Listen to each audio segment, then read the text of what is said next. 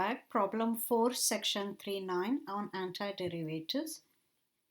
We are given second derivative of a function to be 7x minus 5. We are also told that the first derivative at number -2 is -3 and the function itself at -2 is 3. Okay, these are, by the way, called initial conditions. Okay, this is a second derivative equals something. This is a differential equation because it's an equation with derivatives involved. This is a differential equation with initial conditions. Question is to first find the first derivative, then find f itself at 1. Okay, so let's start. You are given second derivative to be this. So what is first derivative? It is one derivative less. That means this is going to be antiderivative of all this. One derivative less, right? So 7 continues as 7. X has power 1. So increase the power 1 by 1 and divide by the new power. 5. What is the power of x in 5? It's x to the power 0 because x to the power 0 is nothing, it's just 1. You are multiplying. So 5 continues to be 5. X to the power 0, that 0 increases to 1 and you're dividing by 1. Lastly, plus a constant because right now we are looking for the most general antiderivative. Okay, unless otherwise mentioned, write down plus c. In other words, always write plus c unless the question specifically says so. Now, at this point, let's use the fact that derivative at -2 is -3. That is, when x is -2, the answer should be -3. All right. So, in place of f prime, I will place -3. In place of x, I will place -2. Okay, so -2 goes here, -2 goes there, and the answer should be -3. All right, now let's simplify all of this. -2 power 2 is positive 4. Here, -2 is multiplying 5 with a negative outside. So overall, it's a plus 10. Plus c as it is, and this as it is. Look, 2 cancels 4. 2 times. So 2 times 7 is a 14. Okay. All of this is -3. -3 is 14 plus 10 plus c. So c plus 24 is -3. Move that 24 to the left hand side. -3 minus 24 is positive c.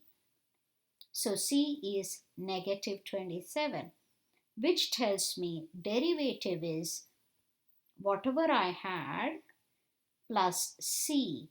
c was -27. So it's 7x squared over 2 minus 5x minus 27. That is my f prime x. Okay. So let me plug it in f prime x. So I have one fraction and the others not.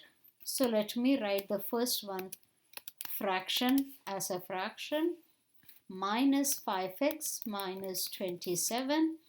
What goes here?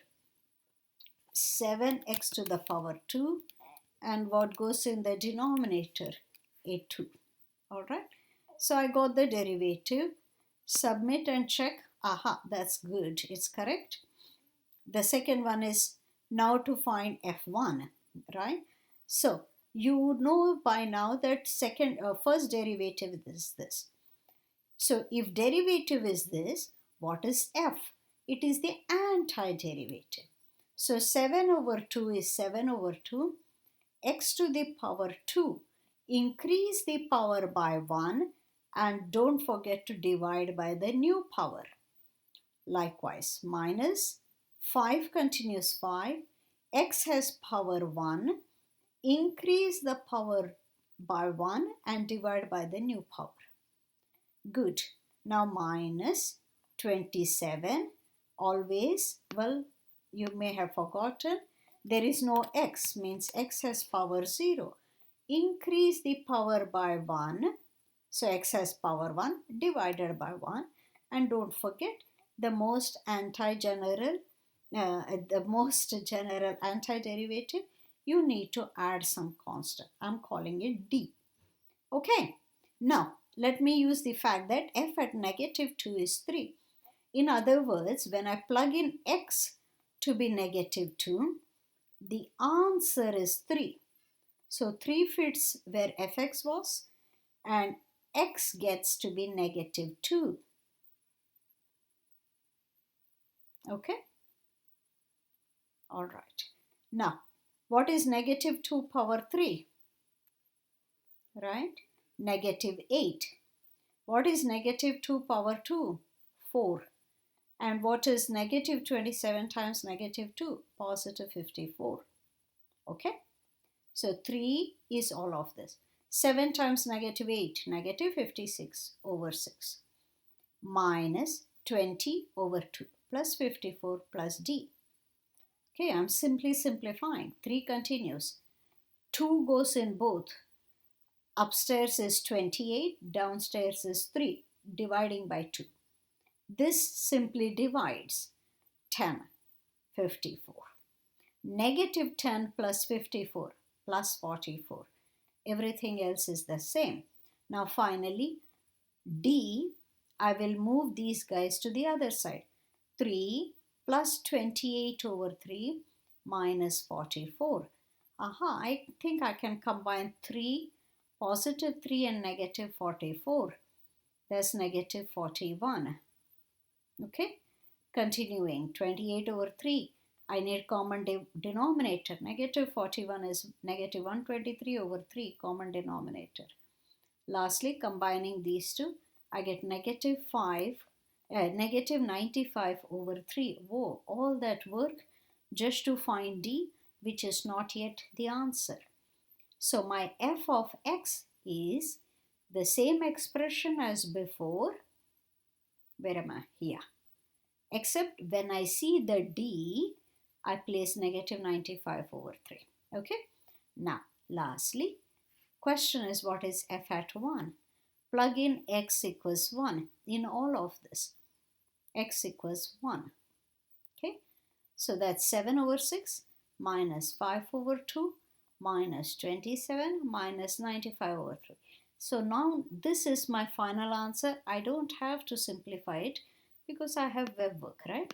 So I have first a fraction minus a fraction minus 27 minus a fraction.